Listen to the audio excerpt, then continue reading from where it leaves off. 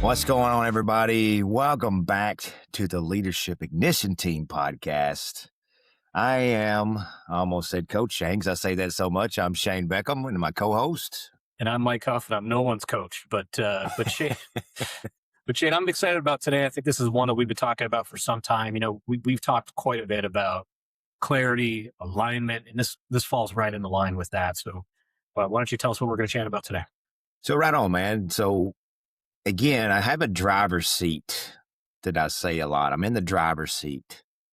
And what does that mean, Mike? That means that I get to talk to a lot of individuals every day, basically, that there's fundamentally the same problems that I hear, right? Outside of fitness, okay? Because when you boil it down, it's what happens before you get to the gym.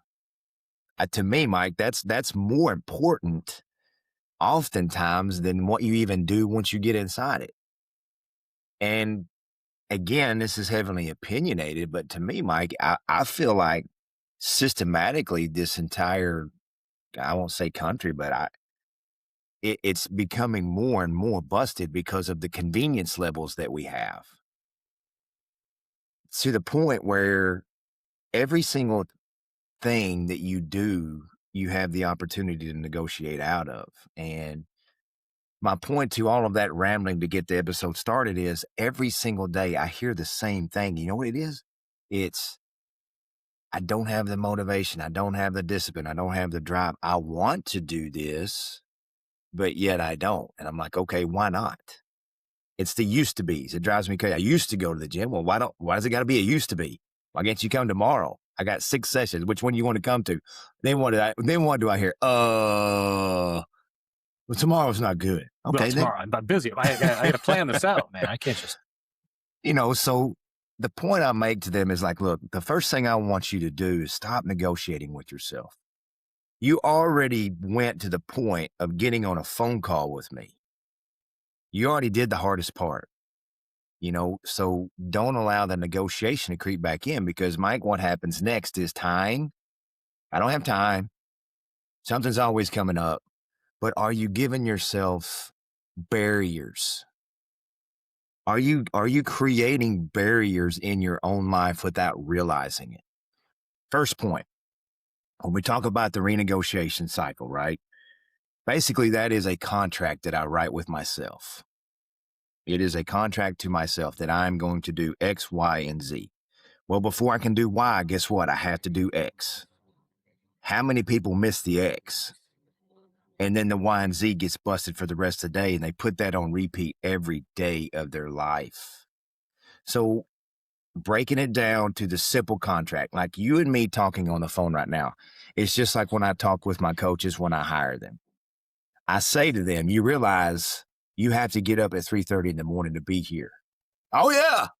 Hell yeah, sure, man. Yeah, I'm in. Rock and roll. What happens week one? Week one.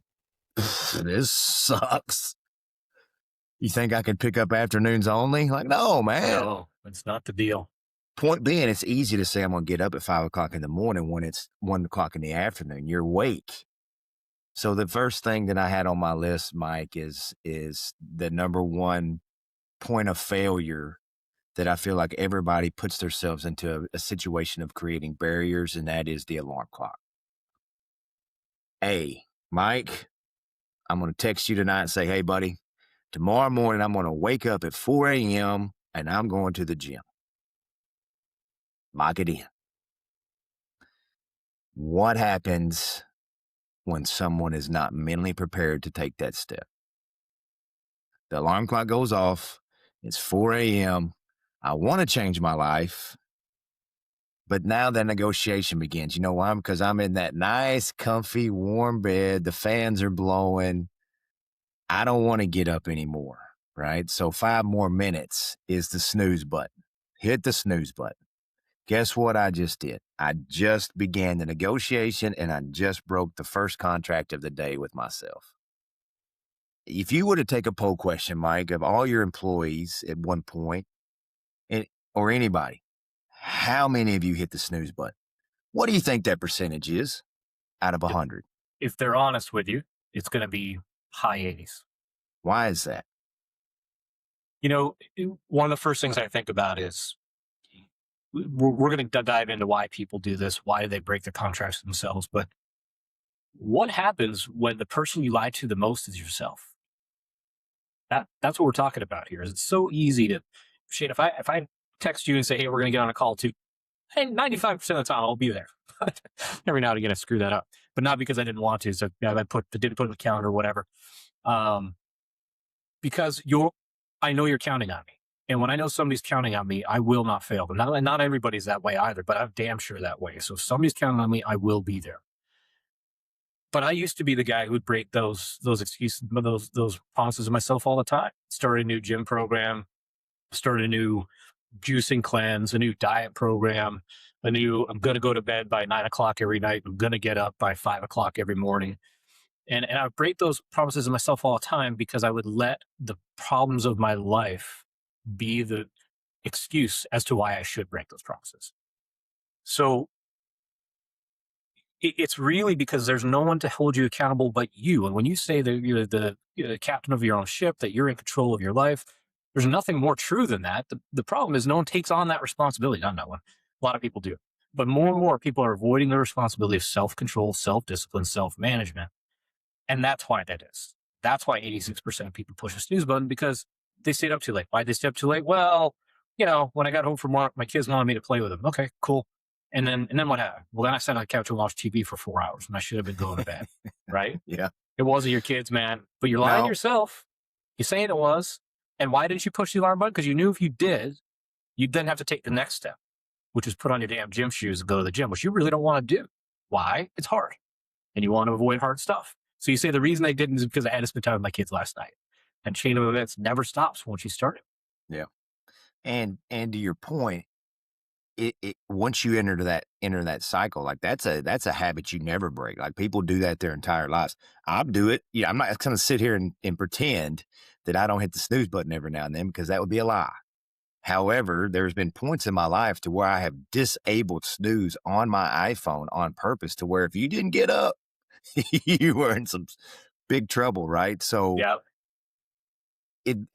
It's a different thing though. It's like you said, when you get into that routine, you see a version of yourself that you want to become. Like you can see that person standing on the other side of the bridge. And all you got to do is lay a few pieces down and you can get across it. Well, the first piece of that bridge is the alarm clock. Well, when you push snooze long enough, to your point, eventually you stop seeing yourself as someone who follows through. And that will carry over.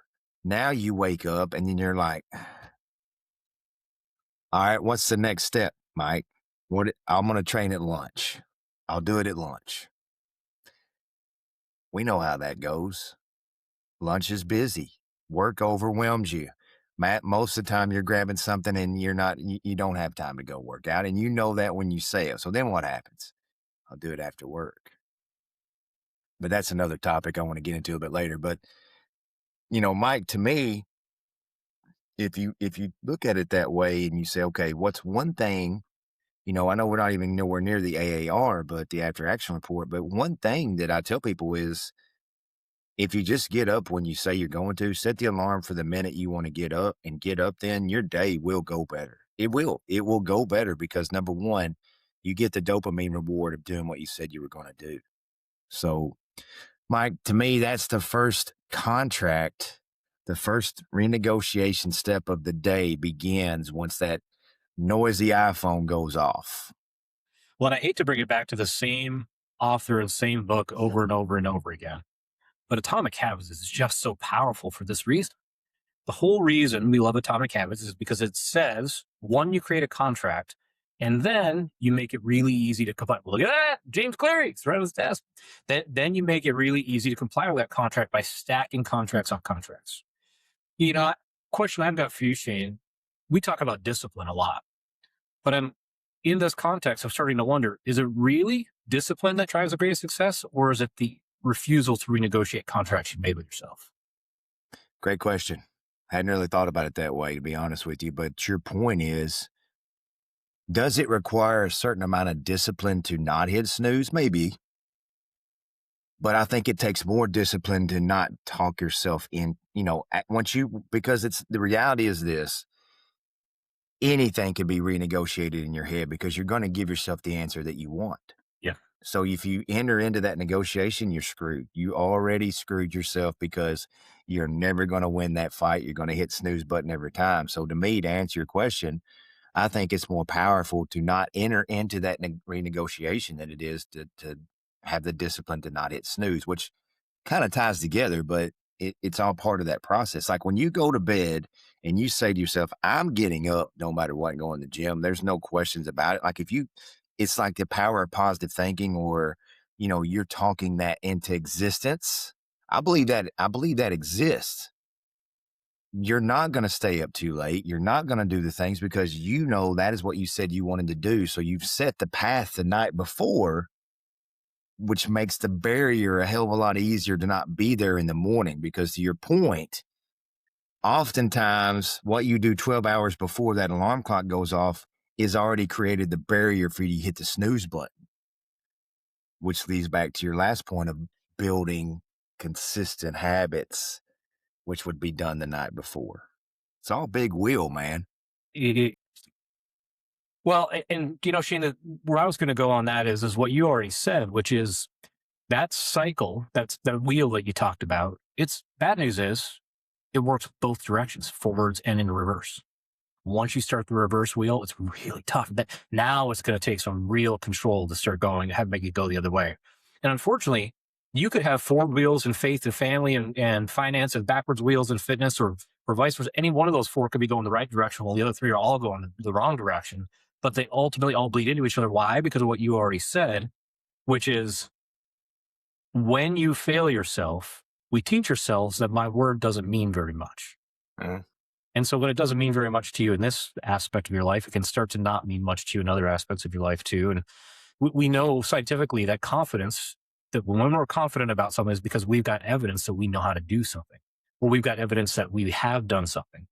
And when you create evidence that you're not going to do something, you just keep not doing something. I remember back in the battle ready days, we hear this all the time from those guys, right? From Byron and Nate.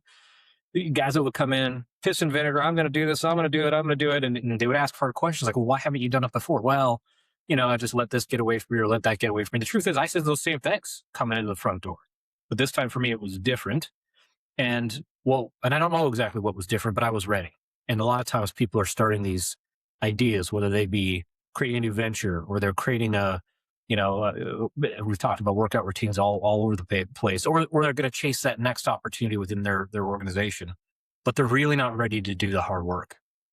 I was listening to another podcast today, a guy named Brooks Like, who was a NHL player for 16 years. He was talking about, I stepped away from the game and I want to go create a business now. My body's broken. I need to go do something else. He said, but I had no idea. I can't remember what kind of business it was. It was a coffee stand or something. He said, but I had no idea how to run one of those things. It was clueless. But I said to myself, am I going to be talking about what you said, which is who I used to be for the rest of my life? Or am I going to be talking about who I am now? And so that's really, I think, where people can get control and can stop renegotiating if you truly do, like what we always said, create that to-be list and truly commit to that's who you're going to go be. Mike, we talk about training and family and business. You're exactly right. It's not a matter of who you used to be or this, that, and the other. It's who you can be. I recently reminded myself, I track my nutrition off and on. I'm not always on every day, 365. I give myself some breaks. The problem is when I enter into those breaks, I negotiate hard to break a lot of rules that I shouldn't because I have that freedom. And I was telling you yesterday, like I'm on day 10 now of being back very strict. And I forget how good I feel when I'm locked in. Yep. Man, I feel good. But there's still something in the back of your mind, which is why you take breaks, to say, but I want the comfort of not being locked in, right? So even though it's amazing when you're on the other side, because we've created these lifelong habits behind us, they want to drag us down still. Isn't that crazy? Yeah, there's off ramps everywhere you look. Everywhere you look. And, I'll give myself an off ramp. Well, it's winter time. I'm going to go into a bulk. Oh, the old that's bulk my, and cut that's scenario. my, that's my scenario is I'm going to Yeah. bulk. And when I bulk, guess what I don't do? I don't track. How about I just eat deserve a whatever cheat I meal? want. I shouldn't have. I've been good all week. I'm going to eat 3 pizzas. Or, but when you're thinking about working out, it's, oh man, I don't really need to do this 3rd set or 4th set. Or, it says my coach gave me 8 reps. I'm going to do 6, just not willing to grind that little extra bit. So it could happen in these micro ways, but you're still failing yourself, not failing your coach. Yeah. And so I was watching a clip yesterday, and it was like, it was about Arnold and Lou Ferrigno, right? Yep. And Lou was putting in the work, dude. I mean, he was crushing it, hurting himself. And he's like, I'm going to beat him. I'm going to beat him. And this trainer looked at him. He said, you think you're working hard? I guarantee you he's working 3 times harder than you right now. You don't have to have that mindset to get ahead. But what you do have to have is, to your point, Mike, is I'm going to be who I said I was going to be. And more people figure that little nugget out, man, they'd be so much better, because everybody I talk to wants the change. They want change. They're scared to make it because it takes them out of their comfort zone. Yeah. And comfort is so much easier to have these days, no matter what the state of the economy, whatever. Take a look around at all the amenities that we have now and all the luxuries. Well, it's hardwired into us. The human race was built to try to find ways to get as comfortable as possible. But that was at a time where we were living in caves and fending off saber-toothed tigers. I don't think it actually happened, but on the Flintstones it happened. And so that is what we were built to do, is to try to find ways to invent new things, to create comfort, whether it be fire or food or shelter, whatever. We've taken it to a freight extreme, brother. Yeah. We've created comfort in every little thing that we do because they're just hardwired that way. Another podcaster that I listen to all the time, Adam Carolla, talks about, he's good friends with Dr. Drew from the old Loveline days. And they'll talk about, Dr. Drew will ask him, where's all this heading? Where's society heading? And he'll say, we're going to 2 places, safe spaces and octagons. And I think I maybe used that on this line before. And it's the people who are constantly chasing comfort that are falling into safe spaces, and the people who are consciously not trying to avoid comfort, trying to push themselves into hard things so that they can do even more hard things, that are, call them, chasing octagons. I'm not getting in a ring anytime soon, but I'm working hard to make sure that I'm choosing hard things to do to achieve the outcomes I want to achieve. Talk about going back to the simple analogy of your alarm clock. It's, if you think about it this way, every snooze button is a vote, right? It's a vote against who you said you were going to be. So think about it. And I want to ask you a follow-up question. So if every snooze button is a vote, that means every excuse is evidence. Your confidence starts to disappear. Your self-trust disappears, because that's happening every time you do that. So think about your colleagues, your kids, or your colleagues. If you give your kids an assignment, or, whatever it is with your kids, you expect what? Your word to mean something to them. You expect that. Your colleagues, the people that work for you, you expect them to follow out your words and your orders. If you have the same expectations for yourself as you do everyone else around you, guess what? You'll start to succeed, because you don't want them to let you down. So why in the hell do you let yourself down every day? Why? Because the brain becomes a professional attorney for comfort. That's beautiful. I love that. And yeah. And attorneys suck. Sorry, all my attorney friends. It's ChatGPT times zillions inside your brain. You're the cleverest you'll ever be, and can come up with anything. Well, and here's the worst part about that is, while you're justifying those decisions to yourself, everyone else around you sees them. Your kids absolutely see them, and they emulate them whether you want them to or not. And you have to be aware of that. I think we're all aware that our kids do what they see, not what they are told. And it's true with your coworkers too. I wrote down a few things that you can do at work that'll screw you up big time. Avoid hard conversations, right? That's uncomfortable. I don't want to tell Shane that he needs to show up 5 minutes earlier because he can't seem to get here and get the place open on time. I don't want to tell my teammate that, look, you have to do better with personal hygiene. It's inappropriate in the workplace, right? That's a tough conversation to have, but you have to have those discussions. And when people see you avoid those, or hey, Johnny, you're really not performing. Everyone here likes you, but you're falling behind. Yep. And if you can't have those discussions, then people will see and they will start doing, well, Johnny's getting away with it. Why the hell am I working so hard? And they lose faith in you.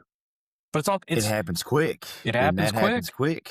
And it's Yep. the simplest of things too. Like, I'm sure the young man may or may not listen to this podcast. I'm not talking ugly about him, but I had a younger coach, and the standards are all the way down to every little detail. The standard is the standard. Yep. And our standard at the gym is black on black. That's it. Black on black. I give you the attire, the dress code. You have it. That doesn't mean black shorts with a gray stripe down the sides. That doesn't mean black shorts with Old Navy written up the leg. Yep. And I'm seeing these things and I say, look, I'm not nitpicking you, but here's the reality. The standard is the standard. You do this and I allow it, then I've got 6 more doing the same thing. Exactly right. Because imagine what would happen if you wouldn't have addressed that. Everyone else is going to see, oh, well, I can wear my booty shorts with juicy across my rear end. I can get away with it. Yeah. I can get away with it because people will find loopholes to get away. Well, you let so-and-so do it. So your point is, so your word has to mean something, and you not following up with your first thing in the morning. Okay, let's strip this onion back even further, Mike. Let's talk about the people that aren't setting their alarm to go work out, but they want to make a change in their life. I was thinking about this yesterday, and I thought about this podcast because we always talk about the people that are moving into an area of change. Yep. What about all the people that are unaware? Or here's an analogy I want to give you. And what's some advice that you can say, an eye opener, if you will, because most people in that situation do not get an eye opener until what? Their A1C comes in. It's just one example, but it happens a lot. You're fixing to have to get on insulin. Oh shit, I've got to go to the gym. I've got to lose 50 pounds.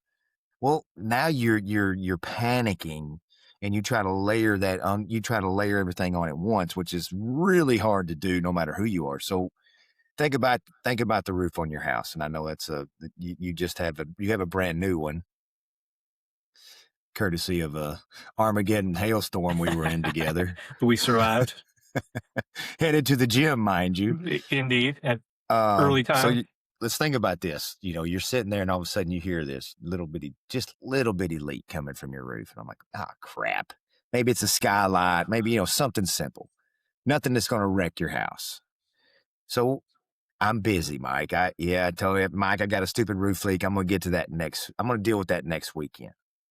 Well, next weekend comes and goes. Then all of a sudden it's fall. It's spring. It's summer. I still have not touched the drip. You know why? Because I've adapted to this problem. I've adapted to it. It's not hurting anything. Sure, you got a bucket in a corner. You got maybe you threw a tarp on the roof. You adapted. It's not hurting a thing. Well, what happens is weeks to months to years, and next thing I know, that entire floor of my house has now got mold. If not all your interior walls. I've got rotten wood, structure damage. It's kind of a weird analogy, but no, I think it's perfectly fitting. You think about, because I renegotiated my need to fix that is the same thing renegotiating the need to fix myself. Yep. One of the things you hear me say on the mic all the time is you can't fix anyone else until you fix yourself first. Stop pretending it. That includes your family, your children, anybody. Like, you can't fix them until you start with this. I've been there, so it's like training. The skipped workout wasn't the problem. The avoided conversation with my coworker wasn't the problem. The delayed discipline wasn't the problem. It was the accumulation of all those problems together, because one decision is not going to destroy my future. But if I let that leaky root go on forever, it's going to deteriorate the entire house. Man, I'll tell you, I'm going to come back to how this affects your guys like us in our marriages. But my key takeaways were what you just said in this section. Tiny compromises compound. No one ruins their life in one decision. That's not true. Some people do. It happened. That is true. It happens through repeated micro renegotiations, right? But the thing I was thinking about with my wife is the dishwasher could be done and clean, but I put my dirty bowl from breakfast in the sink and I walk away. Why didn't I empty the dishwasher, put my bowl in the dishwasher? I didn't want to. I know she'll do it later. That one little thing's probably not going to create a rift in our marriage, but do that 200 times a week or 8,000 times a month or whatever a year, you're going to be seen as a person who doesn't help, who doesn't support, who doesn't do the right thing. Even if she'll never know. The little things you do yourself when you negotiate, a new Amazon package shows up, which they freaking do every day in droves. That's another conversation for another day. You can open the box, you can take the thing out, and you can put the box still fully packed together with its packing on top of your recycling bin. Freaking do the damn work that takes 1 second extra and cut the bottom tape and flatten the box and put all the stuff in the recycling bin. It's the negotiations of little decisions to not go full on with whatever you're supposed to do. It's you're shoveling the driveway, but you only make when you live in snow country, but you only make a swipe big enough that's a shovel width wide. It's all those things, right? You're willing to settle for good enough, quit too early. I'm going back to the alarm because that's where we started, because that kind of trickles down to everything else. And you asked me a question earlier about where is the power? Is it the discipline or is it the renegotiation? I've thought about that a little bit more, and my answer to that is people that are successful, they don't eliminate the difficulty, whether decisions, whatever. They don't eliminate difficulty. They eliminate the negotiation. They don't eliminate the challenges. Yeah, the challenges are going to be there. They eliminate the thought process of a negotiation. Like that's why when we talk about non-negotiables, many people F up a non-negotiable, they just walk all over it. When someone says the term non-negotiable to me, that means that this is something that has to be done every single day, whether it's my job or my life. It's non-negotiable. Yep. How many of us have that mindset when it comes to getting up in the morning? It's a damn non-negotiable. My alarm is set for 5 o'clock. That is when my feet are going to hit the floor. It's a non-negotiable. It's a reframe. It's a reset.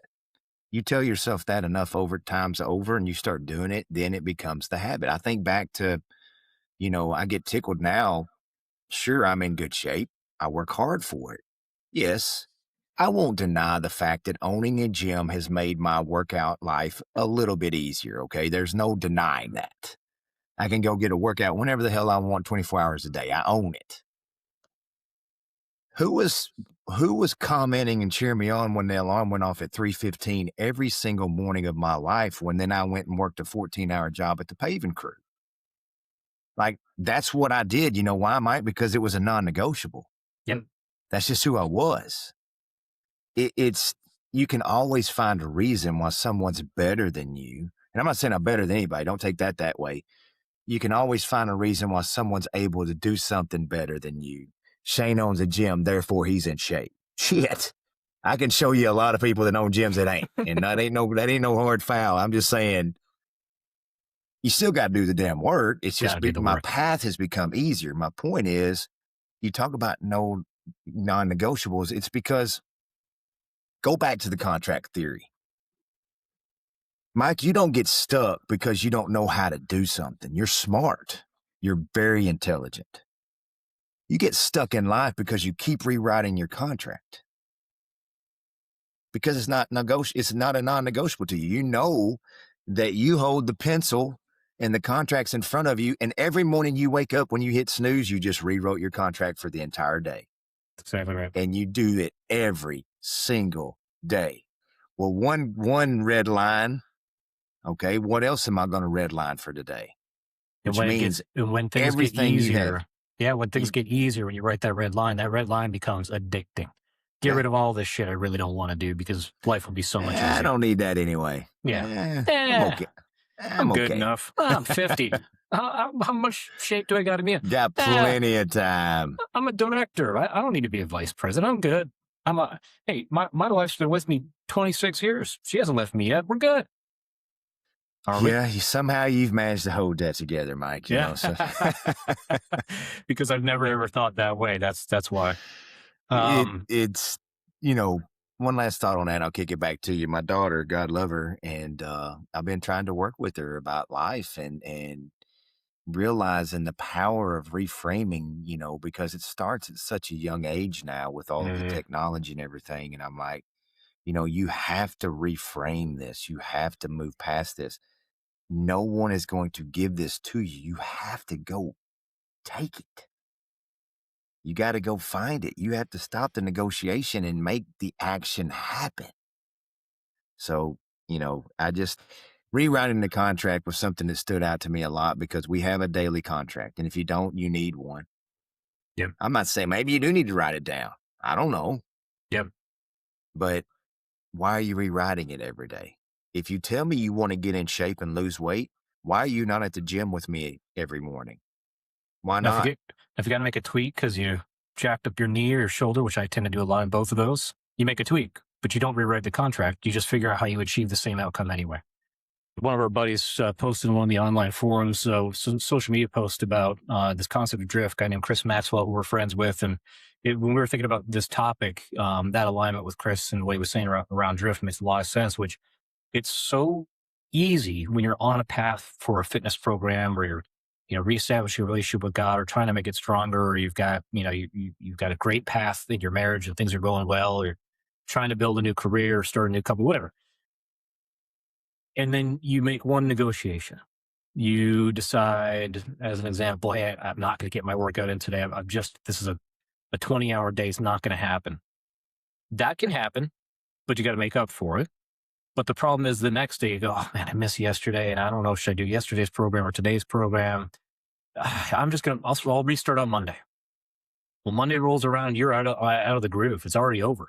You have that drift has now occurred and you are no longer center line. You are way to the right of where you wanted to be.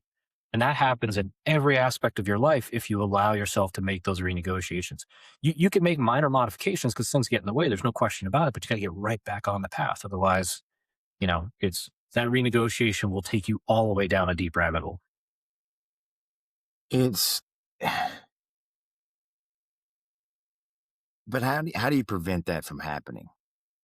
Well, first, I think, and this is where we can start to talk about some solutions, right? I think, first of all, we've already discussed it. And a lot of people, like you said, are just discovering this for the first time for whatever reason. They have a health issue. They've had some self-actualization to say, I got to get my act together in one of the 4 F-bombs, right?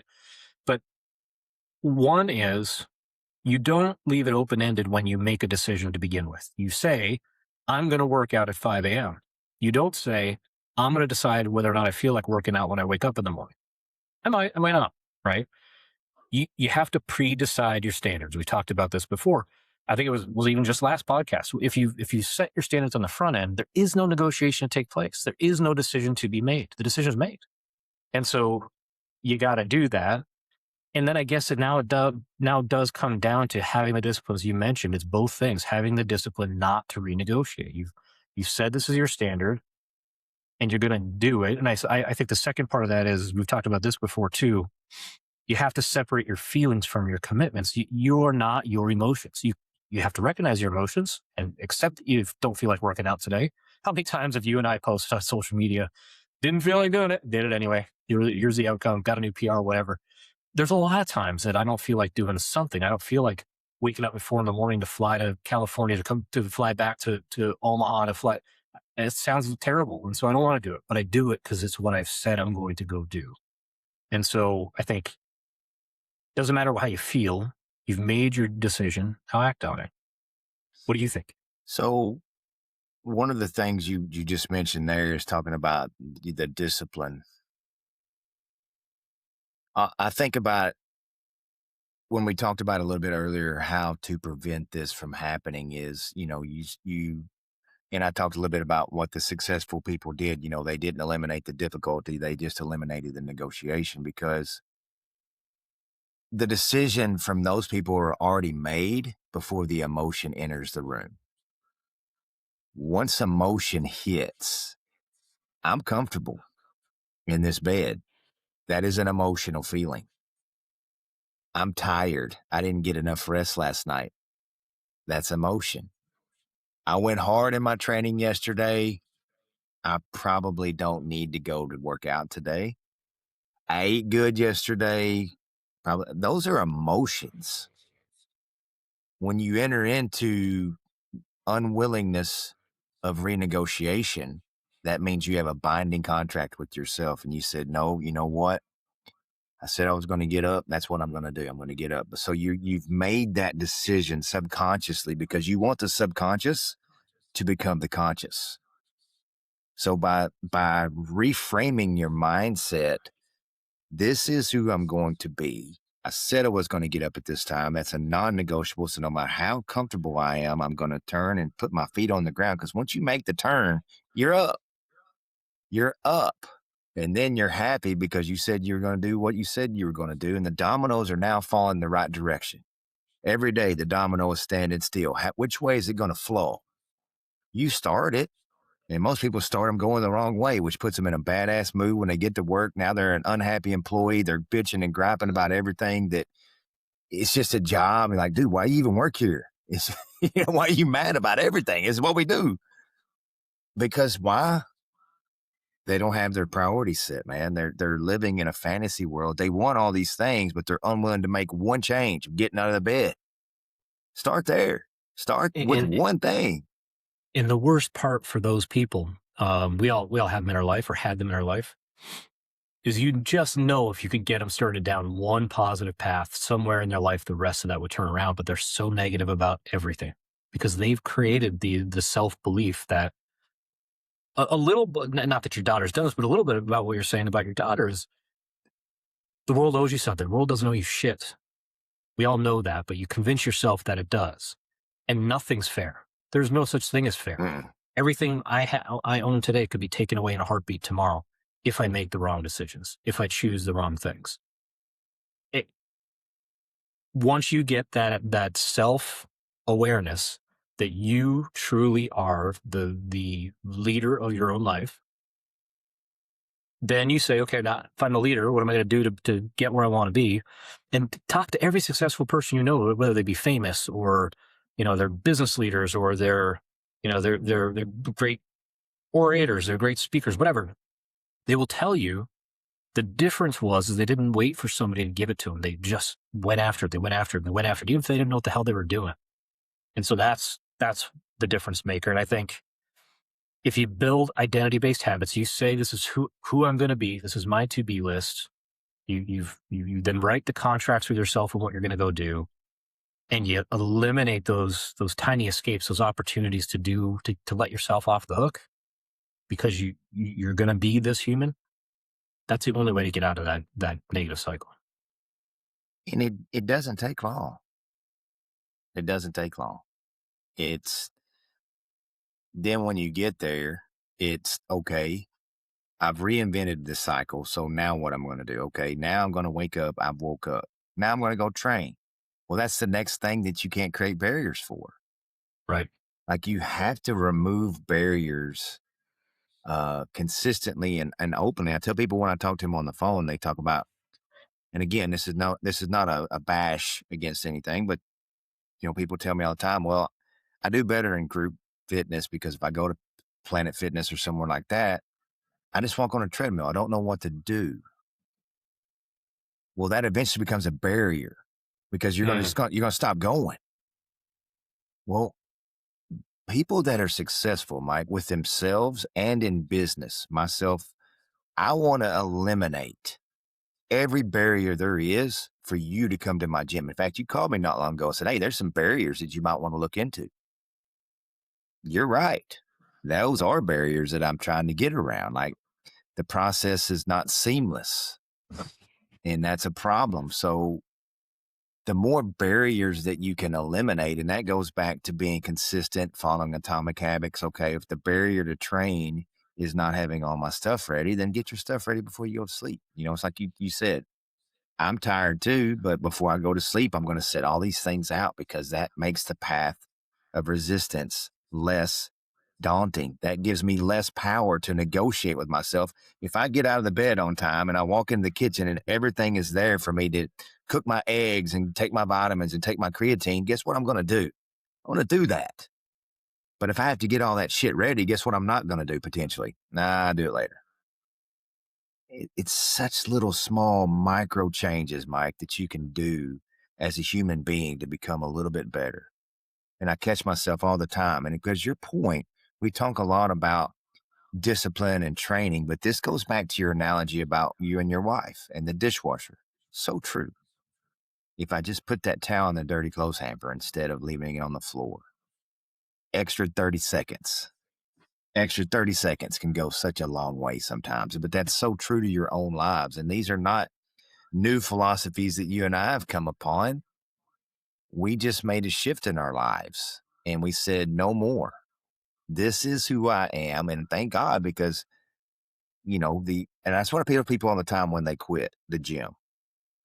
I say, I don't care that you're leaving me. Sure, I care about you. But I'm not angry with you. But let me ask you this. What's the alternative? If you're telling me this isn't working, what are you going to go do? Yeah. I can recognize maybe that my gym brand isn't right for you for whatever reason, but you got to do something to get your health in order. What are you going to do? I got it. I'll figure it out. No, you won't. No, you won't. That's why you didn't work out before you came here. So, I mean, it's just humans, myself included, man.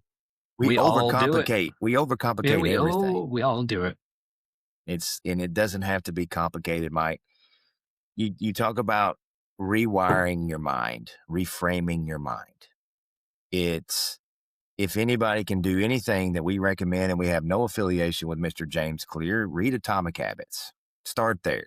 Read that book. Take some nuggets away. Okay, maybe. Well, I was just about to ask you to. Yeah, I was about to ask you to bring this home. I mean, what challenge? What's one thing or two things that people can do to start to navigate this pathway now? Outside of reading, obviously I like to read. I've actually been listening to Atomic Habits on podcasts while I walk, just kind of getting some of it brought back in. And I'm going to steal a little bit of the book because I think it's valuable. In the very beginning of the book, one of the first lessons or stories that they tell is the British cycling team, about how a series of micro changes took them from being the absolute worst team on the planet to reeling off like 5 or 6 Tour de France wins in a row, gold medalists. And it was, we're going to all get better sleep with better mattresses. We're going to all change our bike seats to this one. We're going to change our pedals to be exactly this one. We're going to wear this exact fabric. Tiny, nonchalant, nothing to do with cycling changes created what? Consistency, clarity, connection, which led to what?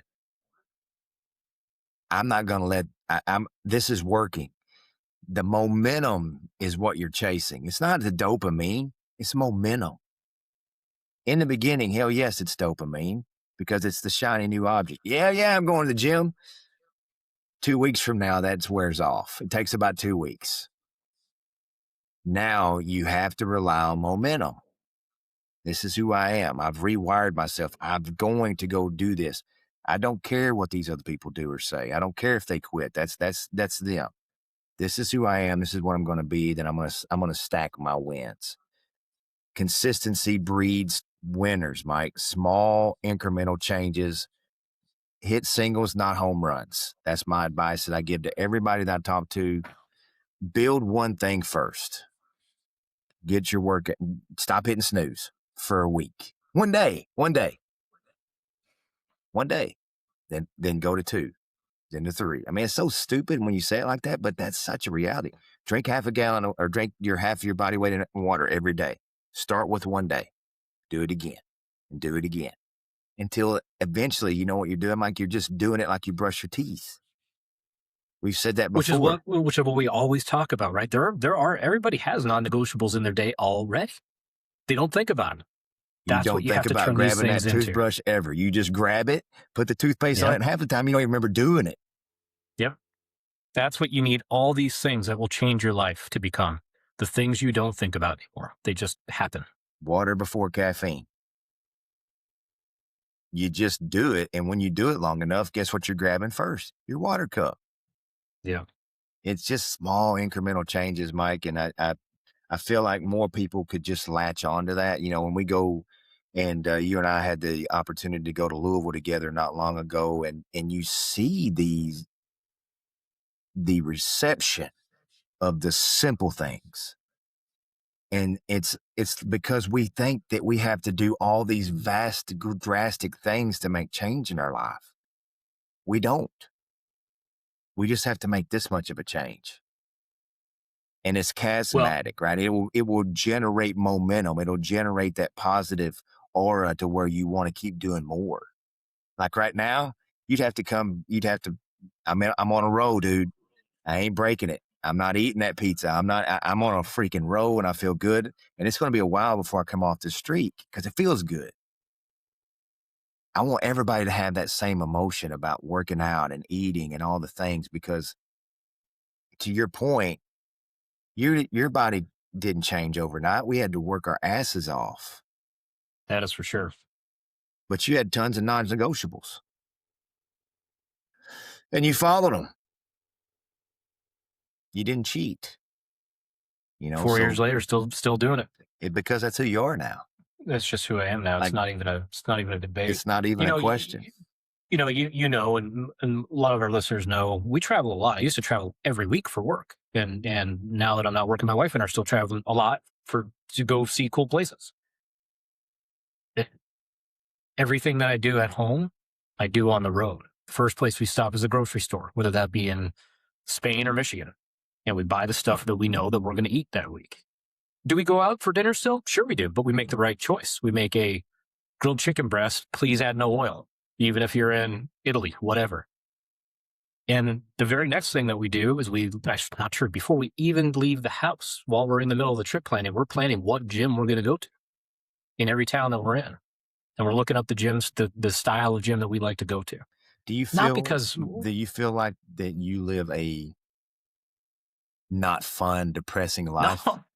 Hell no, brother. I think I'm having the most fun I've ever had in my entire life. Because no, people think that, right? That does sound confining. I guess what I just said does sound confining. It's not. It's so freeing. It's unbelievable. These are the things now I like to do, right? That's part of the experience, is to go see new cultures and talk to people in their own gyms and whatever. But that's not even it. It's just because I got to brush my teeth too. And I got to go to the gym, and I got to eat the foods that I eat, and I got to take a shower every day. Those are the things I got to do. Just like you got to brush your teeth when you go somewhere else in the world. What makes Mike all these things? What makes Mike 2.0 different than Mike 1.0? I don't negotiate on anything. How did you flip the switch? Through constant self-diagnosis of what I was doing wrong. As you know, it does not happen overnight, but it start doing little things. My coach has in my program how many calories I'm going to eat today. I'm absolutely going to do that. I'm going to do that. And then tomorrow I'm going to do that, and I'm going to drink the water. And the next day, and it wasn't day by day. It was 3 days, 5 days, 10 days, whatever. I am not going to miss a workout. I don't care what happens. And he's got his program for me. All I got to do is show up and push the button and do what he tells me to do. And I'm going to do it. And you start doing all those things, and you start doing them every day. You start doing them consistently. Then everything that you want to make better in your life is so easy to go do. All right. My follow-up to that is Mike today better than any other human? Absolutely not. No, zero. Because it's as easy as making one decision. That's not true. I'm better than the old Mike, and that's the only thing that I care about. That's the only thing I care about. You got to reflect. You know, I tell people all the time, rip the rearview mirror off, but it's okay to look over your shoulder at your old self. Yeah, every now and again, it's funny. So we've got this family group text, right? And every now and again, an old picture will pop up. And I will be the one to say, well, that's a great picture, except for that fat guy in the middle of it. And then I'll say, oh, we love that version of Mike as much as you love this version. You liars. It's okay. You know, you look back on things and you're like, man, I'm just out of control, reckless. Yeah. That's what it was. Yes. You don't have to be an alcoholic or a drug addict or anything else to live a reckless lifestyle. All three of those things can put you in the ground. And I think that's what people are naive to. Well, here's the point that I wanted to tell you is kind of finish up on my own is 90% of the people, probably 95% based on what I see in the general population, don't even think they've got an issue. Don't even think they have a problem. Just sailing through life, they've accepted mediocrity, not consciously, just through their daily decisions and renegotiations have accepted mediocrity. And then every now and again, somebody will reach out to you or to me because they see the changes we've made and they'll say, I want to fix my life. I want to change it. They'll have a realization for whatever reason, health issue or self-actualization. How do I do it? And you tell them, so what Shane was talking about is he was on a panel for a really cool event. I won't disclose the event, but it was a really cool one we had a chance to do. I had a chance to observe it. And Shane was a gym owner. That was his representation. He was on a panel with a neurosurgeon and a heart surgeon. Yeah, baby. and let's just say the audience thought the neurosurgeon was hilarious and the heart surgeon had really great advice, but they listened to the simplicity of what Shane was talking about. And that's what we got hammered with at the end of the event. We're standing around social hour talking to people, and it was the simplicity of what Shane asked them to do to change their lives, to improve their heart health was really the primary point of the conversation. And that's the same thing that you and I say to people all the time when they say, how do I change my life? It's like, don't, what you said, don't overcomplicate it. I'll give you 10 things if you want them, but I want you to think about these 2 for now. Right. And then come back to me and let's take on the next ones. But then you never hear from them again. It's you got to keep the emotion out. That's my big takeaway from today's episode. And if you're struggling with renegotiation and if you're struggling with rewriting your contract every day, take the emotion out of the decision, just like you should do in we need to rerun the blue because I have to think about that a lot. I'm like, God, I should have taken a pause there. I should have backed off, got my bearings, because that is my weakness. But it's not an excuse. I can't keep using that as a crutch. That's just my weakness. No, I need to do whatever it is I need to do to stop being so explosive with my emotions. I've learned to master the power of renegotiation. I don't do it. But to your point, Mike, is if you can keep the emotion out and you make things non-negotiable and you just literally write down one thing that you want to change, to your point, one thing, whether it's waking up on time, drinking water. Well, I don't care what it is. Setting your shoes by your bed. Even if you don't put your feet in them, guess what? That's a start. You started. You didn't go to the gym that morning. That's okay. You brought them out. That's at least a step.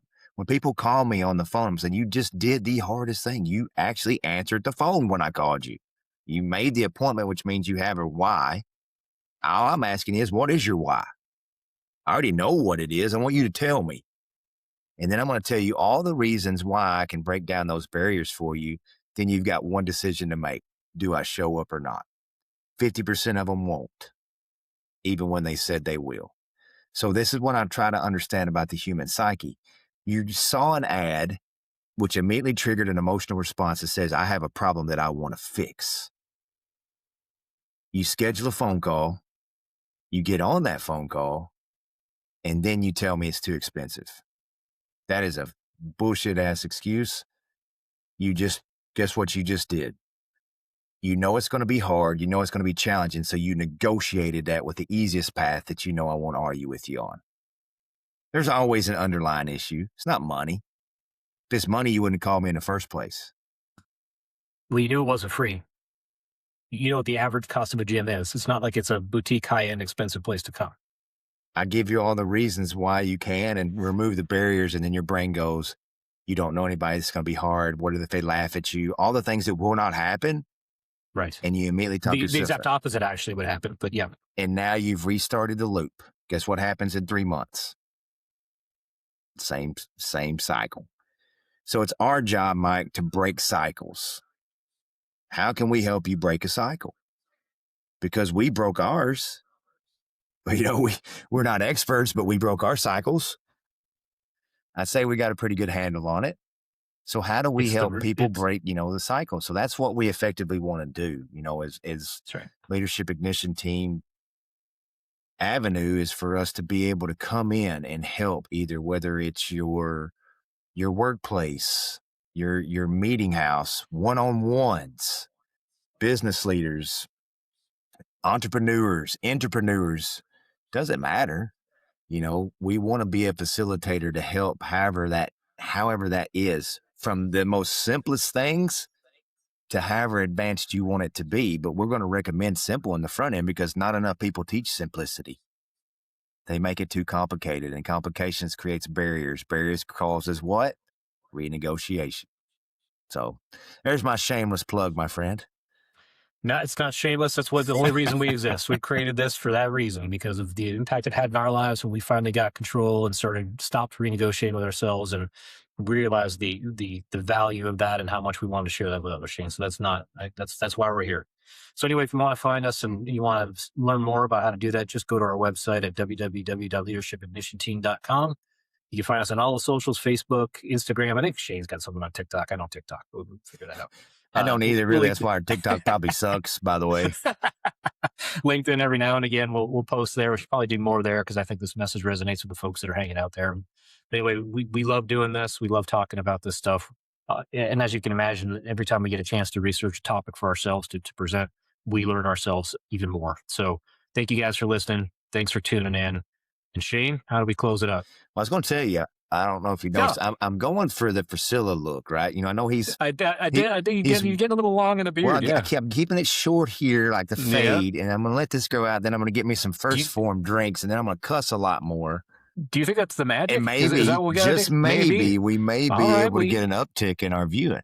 You bring on the Frizzell. I don't know what I'll do. I updated my podcast studio so I don't look like a homeless guy when I'm doing this now. I forgot to mention. Look at the setup, dude. I'm a big now. I've got to do something different. We got our own sign. We got a whole new backdrop, whole new back wall. You even got the fancy stuff. Little fold-in mic, dude. Yeah, dude, it's sweet. You really took her to the next level. I went crazy. I like it. All right, man. Good episode today. I've appreciated jumping back on. We're working on some special guests coming on soon. I know Mike and I we have lives, and Mike's gone through a recent transition. Maybe we'll do a podcast on some of that whenever he feels comfortable diving into that, because I know he has a lot of life lessons and that he can probably relate to that. But Mike's on a little bit of a different journey for the time being, so it's going to open up a little bit more time, hopefully for us. And that says we're going to make a commitment to, we're going to put together a plan for some more of these each month, have on some cool guests, and see if we can get some traction back behind some of the stuff that we had to temporarily push pause on. So excited about the future, brother. Me too, man. But for now, let's put a big old bow on this.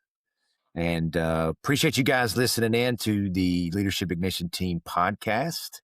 As always, go check us out where Mike said. And for those that know our silly tagline at the end of the episodes, Mike, let's get lit, baby. Bye, everybody. Thank you for listening to the Leadership Ignition Team podcast. Go to our website at www.leadershipignitionteam.com to subscribe to our weekly newsletter, engage with us, and find your favorite podcast networks, Spotify, Apple Podcasts, and YouTube.